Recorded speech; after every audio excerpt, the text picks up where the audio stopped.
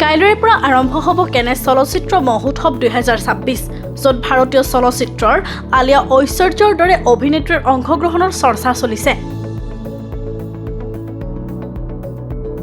টেলিভিছনৰ নাগিন চিৰিয়েলৰ অভিনেত্ৰী মৌনী ৰয়ৰ বিবাহ বিচ্ছেদ। 4 বছৰৰ বিবাহৰ অন্তত বিবাহ বিচ্ছেদ হয় দম্পতি মৌনী ৰয় আৰু সুৰজ নাম্বিয়াৰ। ছ'চিয়েল মিডিয়াতো দম্পতিহালে ইজনে আনজনক আনফলো কৰিছে। গৌহৰ খানে পুত্ৰ জেহানৰ 3য় জন্মদিনৰ ছবি শ্বেয়াৰ কৰি পৰিয়াল, বন্ধু-বান্ধৱী আৰু অনুৰাগীসকলক তেওঁলোকৰ মৰম আৰু শুভেচ্ছাৰ বাবে ধন্যবাদ জ্ঞাপন কৰে। ৰণবীৰ সিঙে এতিয়া নিজৰ কেৰিয়াৰৰ আটাইতকৈ ডাঙৰ প্ৰজেক্টৰ বাবে সাজু হৈছে। আমিষ ত্ৰিপাঠীৰ প্ৰশংসিত উপন্যাস মেলুহাকে মৃত্যুঞ্জয়ৰ আধাৰত নিৰ্মিত ছবিখনত তেওঁ ভগৱান শিৱৰ চৰিত্ৰত অভিনয় কৰিব পাৰে। দক্ষিণ আৰু বলিউডৰ অভিনেত্ৰী তামান্না ভাটিয়াক অতি সোনকালে কেইবাখনো ডাঙৰ ছবিত দেখা যাব। বাহুবলীৰ দৰে দক্ষিণৰ ব্লকবাষ্টাৰ ছবিত অভিনয় কৰি তামান্না এতিয়া বলিউডৰ এগৰাকী সফল অভিনেত্ৰীও হৈ পৰিছে।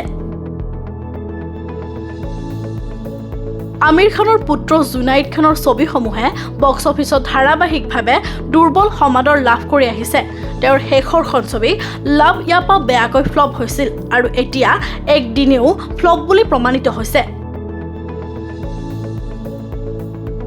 ভূত বাংলাৰ পিছতে এইবাৰ অক্ষয় কুমাৰে হেইৱান আৰু ৱেলকাম 3 নামৰ 2খন ছবিত অভিনয় কৰাৰ সম্ভাৱনা আছে। হেইৱান ছবিখনত অক্ষয় কুমাৰক বহুদিনৰ মূৰত খলনায়কৰ চৰিত্ৰত অভিনয় কৰা দেখা যাব।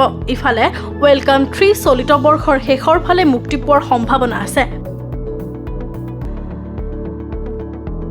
জাৰ্মানীৰ ইনফ্লুৱেঞ্চাৰ লিজ লাছে সদৰি কৰিছে এক ভয়ংকৰ তথ্য। কিছু সাংবাদিকে বিৰাট কোহলীক বদনাম কৰিবৰ বাবে তেওঁৰ বিৰুদ্ধে মিছা অভিযোগ দিবলৈ পইচা দিব খোজা বুলি মন্তব্য কৰে ইনফ্লুৱেঞ্চাৰগৰাকীয়ে।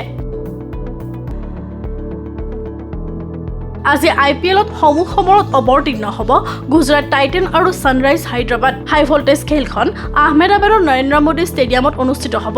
কোনটো দলে কেনে প্ৰদৰ্শন কৰে সেয়া পৰৱৰ্তী সময়ত লক্ষণীয় হ'ব।